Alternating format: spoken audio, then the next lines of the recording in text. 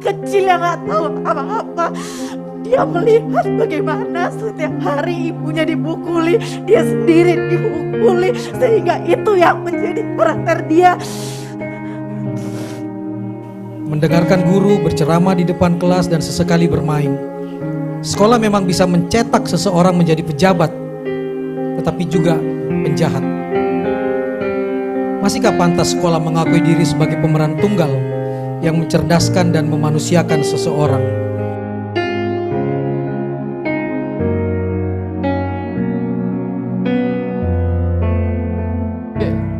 Monggo yang masih penasaran sama sesuatu bisa ditanyakan langsung.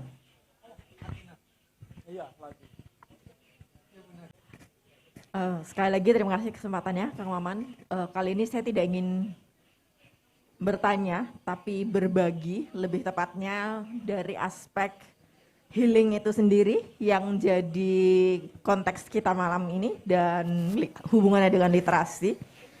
Di satu sisi healing ini adalah salah satu indikasi masyarakat kita sekarang, terutama generasi yang kekinian itu makin sadar tentang pentingnya kesehatan mental. Tapi ada catatannya, sudah disampaikan oleh Kang Maman, jangan self-diagnose dan lain sebagainya. Nah, di sini karena saya pasien rawat jalan psikiater dan psikolog juga, saya juga belajar banyak bahwa memaafkan, melupakan, dan menyembuhkan luka itu adalah hal yang berbeda. Hal pertama untuk bisa menyembuhkan luka adalah memvalidasi perasaan kita sendiri, termasuk kegagalan-kegagalan yang ada. Dan saya di sini mau membagikan kegagalan saya sebagai bagian dari healing.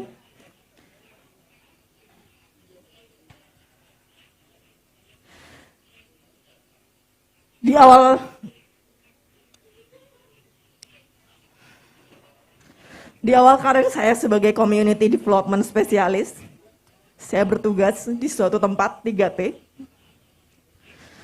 di mana saya harus mengantarkan seorang anak pulang ke rumahnya karena dia berantem dengan siswa lain dan dia terkenal sebagai siswa nakal, siswa nggak bisa diatur.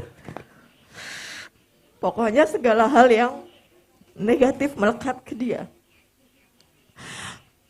Teman-teman, tahukah apa yang terjadi ketika saya membawa anak itu ke rumah? Saya menyaksikan sendiri anak itu dipukuli oleh orang tuanya. Dan di titik itu saya merasa gagal. Saya tidak bisa mengenali. Saya gagal untuk mengenali orang-orang di sekitar kita yang projecting, bahkan anak kecil yang nggak tahu apa-apa. Dia melihat bagaimana setiap hari ibunya dipukuli, dia sendiri dipukuli, sehingga itu yang menjadi karakter dia. PR kita banyak. Merdeka Belajar memberikan banyak PR bagi para guru. Tapi kita bisa berjuang bersama. Selama kita tidak membiarkan guru-guru kita bekerja sendirian. Selama kita semua menjadi guru untuk lingkungan kita. Kita bisa. Mari lebih peka. Mari lihat tetangga. Mari lihat anak murid kita. Jangan sampai hal seperti itu terjadi lagi. Mungkin yang bisa kita lihat adalah mereka nakal, tapi kita tidak tahu apa yang terjadi di rumah mereka.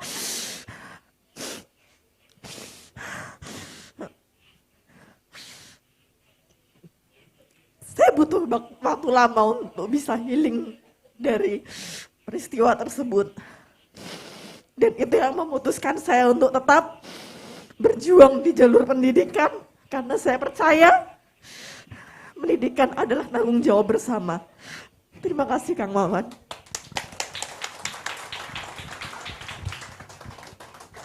Terima kasih Mbak Atina atas sharingnya. Ini kemudian menjadi awareness bagi kita ya, menyadarkan kita bahwa ya kita jangan buru-buru ngejudge anak nakal dan segala macam kayak gitu, karena kita masih harus memvalidasi itu tadi, memvalidasi apa yang terjadi, nggak dapat info langsung iya begitu. Terima kasih sekali lagi Mbak Atina atas sharing pengalamannya. Semoga itu kemudian benar-benar menjadikan kita lebih aware, lebih sadar apa yang sedang terjadi. Tidak cuman membebankan pendidikan pada guru, itu saya setuju bahwa kita semua bisa sangat membantu dengan cara kita masing-masing, dengan keahlian kita masing-masing. Begitu, Kang Maman, monggo bisa ditanggapi. Terima kasih, makin melengkapi perspektif kita tentang hal tadi, terutama di dunia pedagogik. Banyak anak yang gagal menjadi Thomas Alva Edison karena perlakuan seperti itu. Mereka dikeluarkan dari sekolah karena dianggap bodoh dan tidak sesuai dengan standar yang diharapkan oleh sekolah. Padahal justru disitulah tantangan sekolah itu misalnya. Itu yang pertama.